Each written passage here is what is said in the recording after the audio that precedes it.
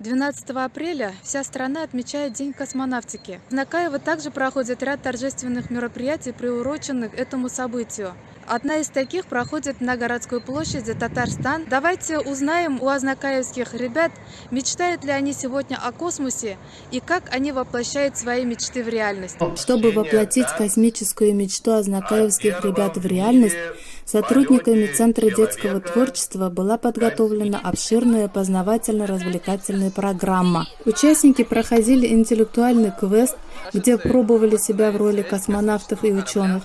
В игровой форме знакомились с историей освоения космического пространства и использовали полученные знания в ответах на вопросы. Азнакаевская молодежь участвует в проведении сеанса радиосвязи с Международной космической станцией. Самые активные из них поделились опытом по радиолюбительскому эфиру и показали мастер-класс.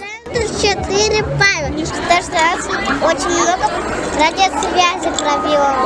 Я уже много лет занимаюсь. Он так заинтересовался, особенно то, что с космонавтами общается.